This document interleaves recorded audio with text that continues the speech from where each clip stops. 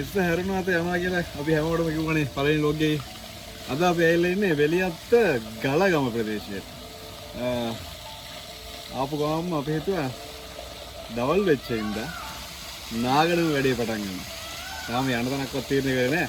අපි ඉස්සෙල්ලාම ආවේ වෙලියත්ත ගලගම ගමේ තියෙන මේ බුබුල කියන ලිඳට.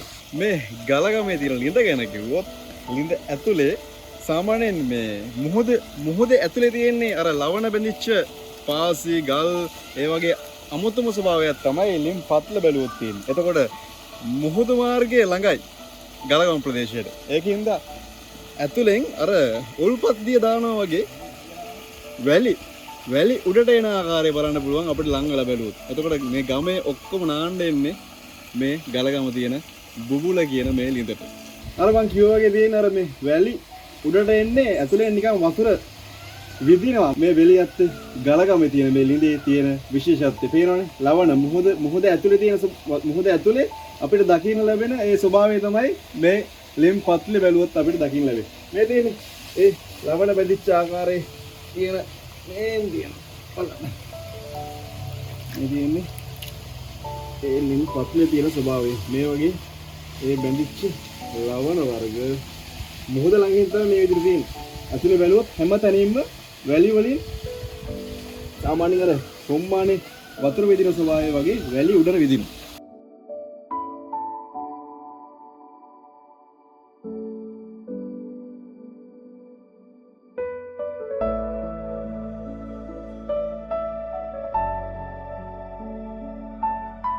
ඉතින් මధ్‍යහනේ අපි ආවේ.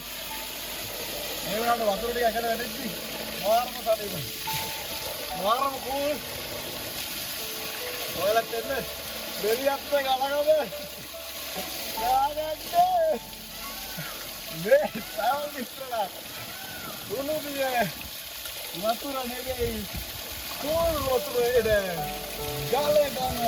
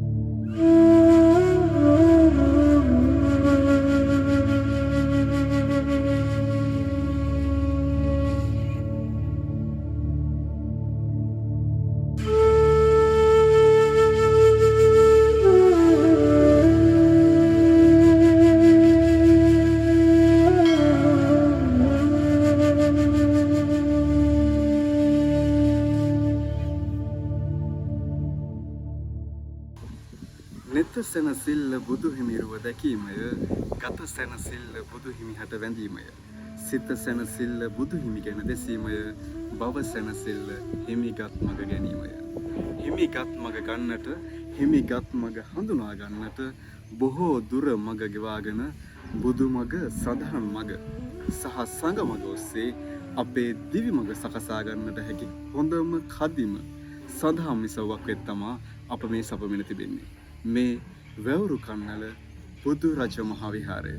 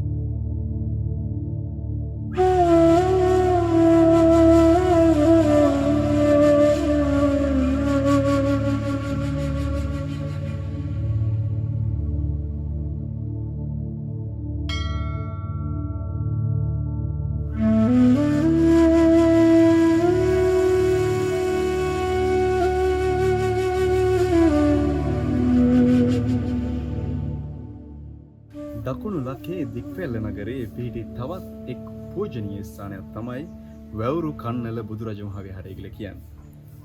වැවුරු කන්නල බුදුරජ මහ විහාරයේ ඉතිහාසය ගැන අපි හොයලා බැලුවොත් අපිට ඒ ඉතිහාසයේ ඒ ග්‍රන්ථවල ඒ ජාතක කතා පොත්වල ඒ හැම දෙයකින්ම ඉතිහාස මූලාශ්‍ර වලින් සඳහන් වන්නේ වැවුරු කන්නල ඉතිහාසය මහනුවර යුගයේ රාජාදී රාජසිංහ යුගයේ දක්වාම දික් වෙනවා. එතකොට මේ වැවුරු කන්නල බුදුරජ මහ විහාරයට මෙම වැවුරු කන්නල කියන නම ලැබිලා තියෙන්නේ වැව් දෙකකට සමීපව පිහිටි කුඩා කඳු ගැටයක් පිහිලා තියෙනවා. මේ කුඩා කඳු ගැටේ ගිමන් හලක් තිබිලා තියෙනවා. අන්නේ ගිමන් හලයි මේ කඳු ගැට දෙකයි ඒ වැවුරු දෙකයි ඒ සමීපව තිබ්බ කඳු ගැටයයි ඒ ගිමන් හලයි හින්දම මේකට වැවුරු කන්නල කියලා නම වැටුණා කියලා තමයි ඉතිහාසයේ සඳහන් වෙන්නේ. මහනුවර සමයේ රාජාදී රාජසිංහ රජුගේ පුත් කුමරුවන් කිරින්ද සීලරතන සංඝරතන නමින් සසුන්ගත වී තිබුණා. උන්වහන්සේව රාජ කුමරු හිමි ලෙසද ප්‍රදේශයේ ජනතාව ආමන්ත්‍රණය කළ බවයි ඉතිහාස කතාවල සඳහන් වෙනවා. මේ හිමියන් විසින් එකල දික්වැල්ලේ වැව් දෙකකට සමීපව තිබූ කඳු ගැටයක් මත ආරාමයක් කරවා එහි විසූ බවත් ඉතිහාස කතාවල සඳහන් වෙනවා. කොමුණත් 1969 මාර්තු 2 වෙනිදා මේ පූජා භූමියට වැවුරු කන්නල බුදුරජ මහ විහාරය කියලා නම් කරනවා. සියක් රියක් සමාධි බුදු පිළිම වහන්සේ නමක් එහි ඉදිකර ඇති නිසාවෙන් මෙම විහාරය තවත් සුවිශේෂී භාවයක් පැමිණෙන වන්දනා නඩයන්ට පැමිණෙන විදේශිකයන්ට පැමිණෙන උපාසක උපාසිකාවන් අතර සුවිශේෂී භාවයක් විදහාපාන්ද ඒ බුදු පිළිමේ සදහසිතින් ඉස්මතු වී තිබුණා.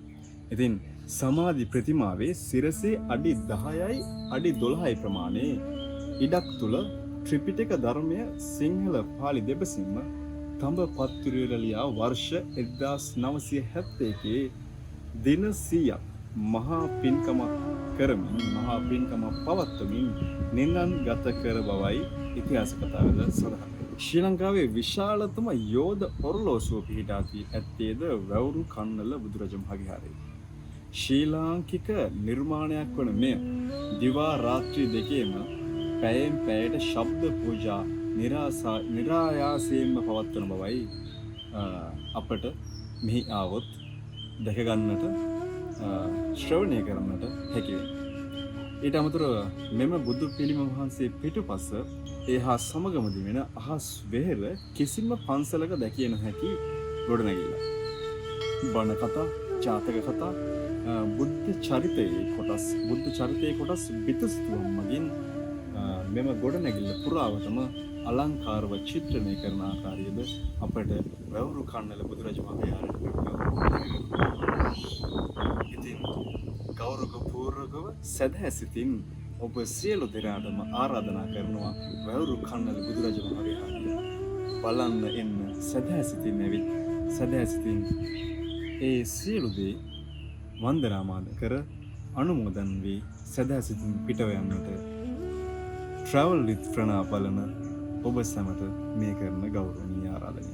මේ වැවුරු කන්නල බුදුරජ මහා විහාරය.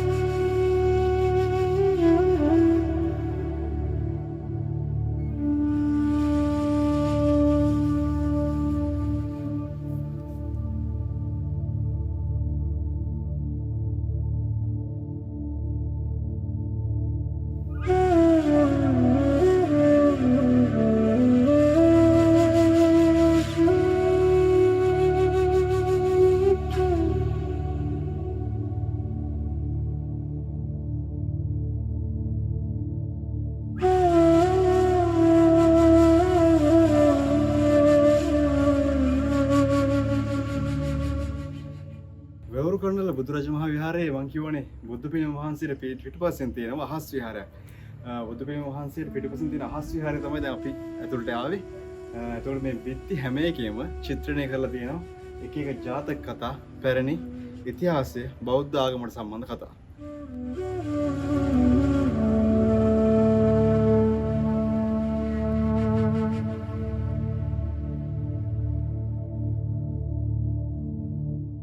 සිත් ලොල්ලේ වඩන දුටුවන් උදාරය එක එල්ලේ පෙනෙන බුදු පුද දිවාරය දික්වැල්ලේ වැවුරු කන්නල විහාරය ලක්තුල්ලේ දනිති කවුරුත් මෙවාරය.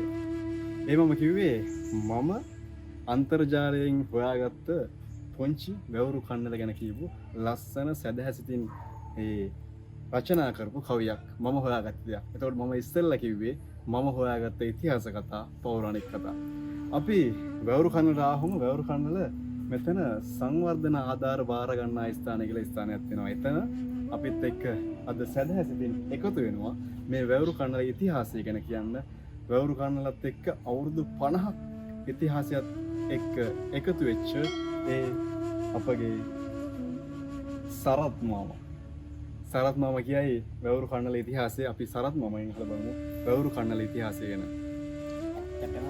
කල්ලේ පන්සලට දීර්ඝ ඉතිහාසයක් තියෙනවා. මහනුවරගේ රාජා රාජසිංහ රජතුමාගේ දවසේ තමයි වැවුරුකල්ල පන්සලේ ආරම්භය සිදු වෙලා තියෙන්නේ.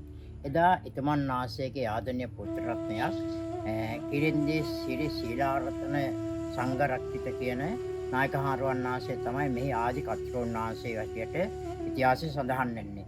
එතුමන් නාසයේගේ දවස් තමයි මේ විහාරස්ථානයේ මුල්ම ගොඩනැගිල්ල කුඩා බුදුමැදුර සහ දේවාල මන්දිරය ඉදිරියට තිබෙන්නේ.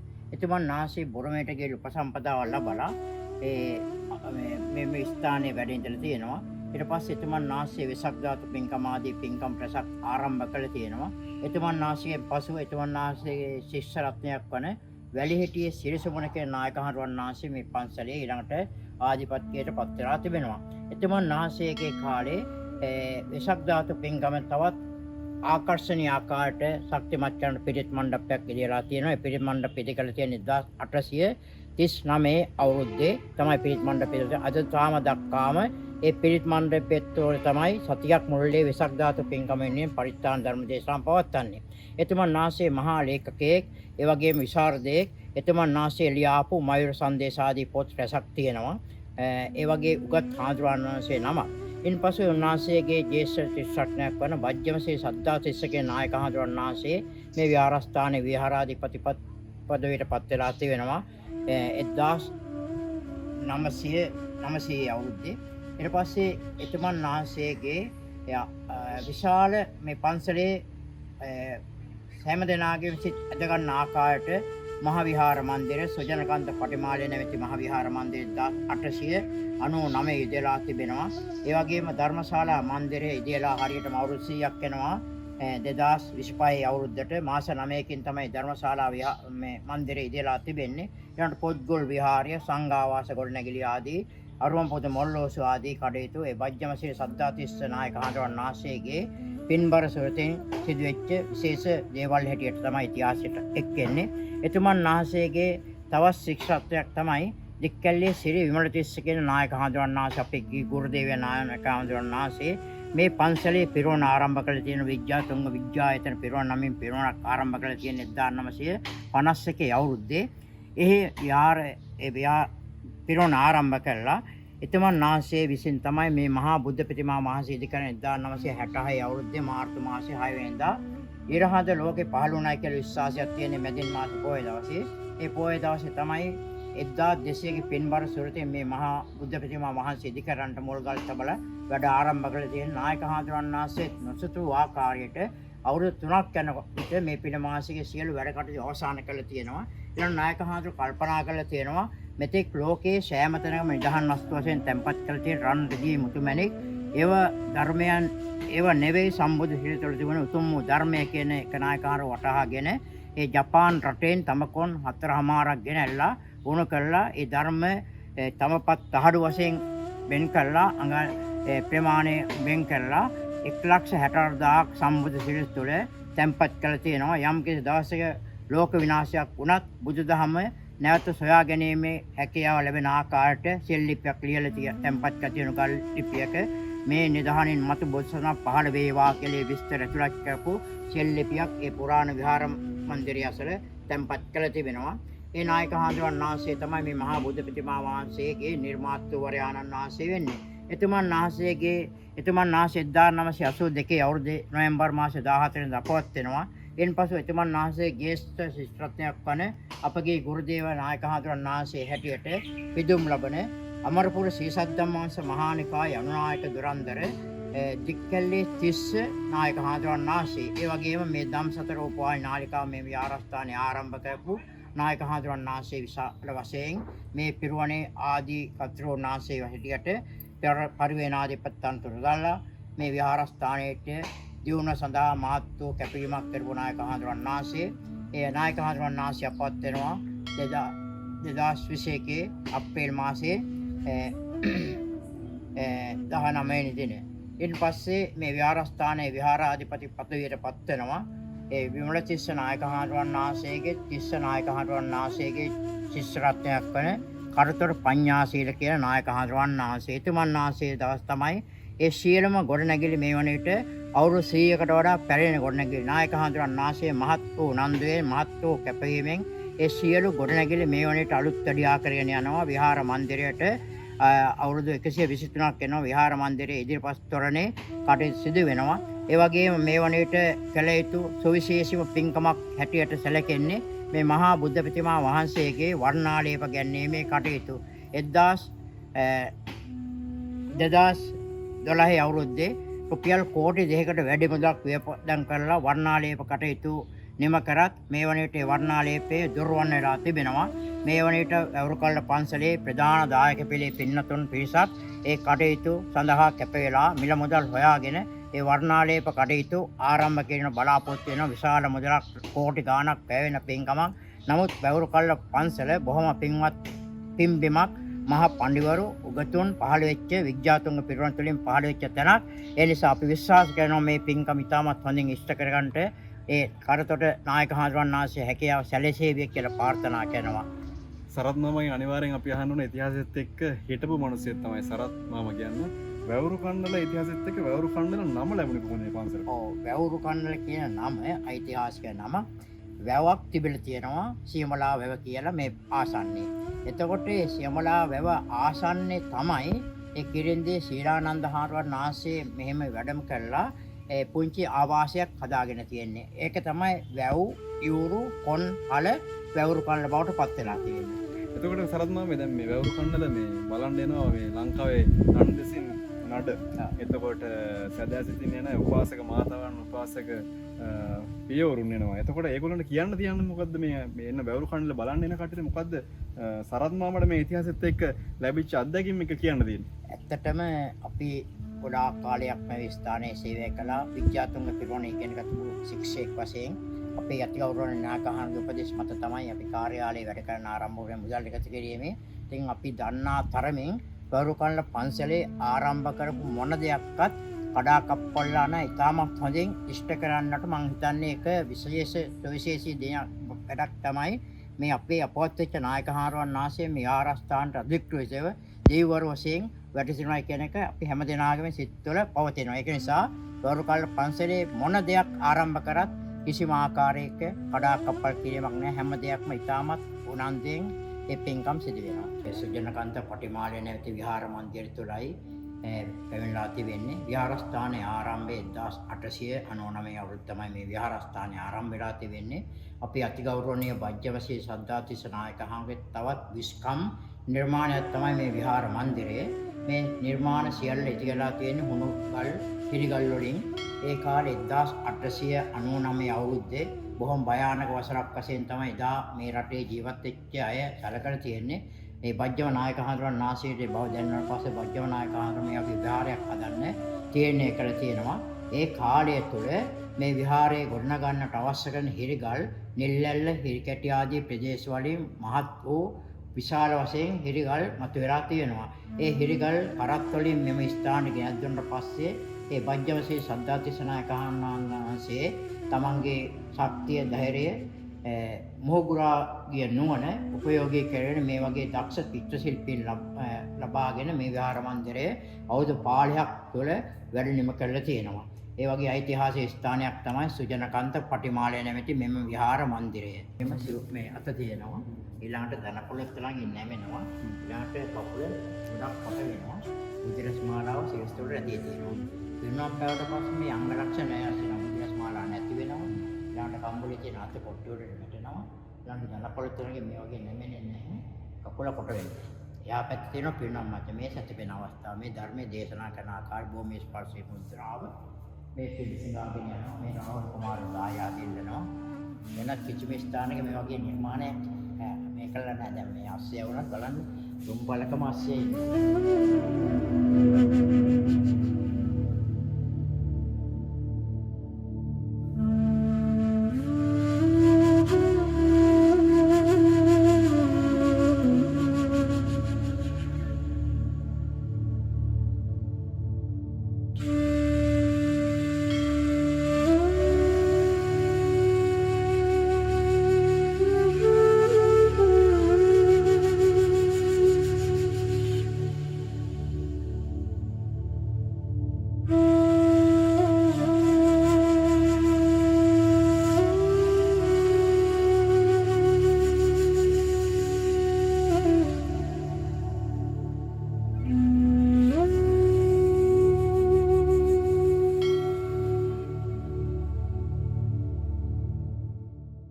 සරත්නම එතකොට දැන් අපි සරත්නම ඉතිහාසය ගැන දැනගත්තා.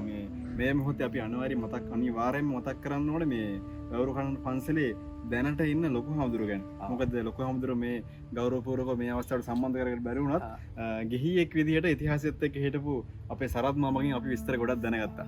ගෞරවපූර්වකව අපේ ලොකු හාමුදුරුවනුත් මතක් කරන ගමන් අපි මෙම වැඩසටහන අවසන් කරනවා. අපේ සරත් මාමටත් මේ ඉතිහාසය ගැන කියලා දුන්නට බෙහෙවින්ම ස්තුතිය පුද කරන ගමු. මේ ට්‍රැවල් විත් ප්‍රනා අද ගෞරවකණ්ඩ බුදුරජ මහ විහාරයේ දකුණේ පින් නැති පින් බිම පැවරු කන්නල සමාවෙන්න විහාරයේ කඳුළු වැටුණත මොර සූරන වෙහි කටුවන ඉන් කඳු ඉරාගෙන කූඩුව ගම් වතුරේ ගියා පැටව් එක්කම වැවරු කන්නල කියලා ගැන මතක් වෙච්ච සින්දුවක් තමයි ඒක. අද අපි වැවරු කන්නල විහාරයේ බුදුරජ විහාරයේ කරපු වැඩසටහන මෙලෙස නිමා කරනවා. ගමේ නගරේ අස්සක් මුල්ලක් නෑරම අපි එනවා. මේ වැඩසටහන බලද්දී සමහර විට ඔයා ඉන්න පුඩුසෙටියේ හැපැත්තේ මං ඉන්නත් පුළුවන්. ඔයාලා ගෙදර ඉන්නත් පුළුවන්. අපි හැම තැනකම එනවා. තවත් දවසක මේ වගේ අමුතු වැඩක් එක්ක හමු වෙන්න බලාපොරොත්තු වෙන සමුගන්නවා මේ ට්‍රැවල් විත් ප්‍රනා වැවරු කන්නල බුදුරජ මහ විහාරයේ සිට.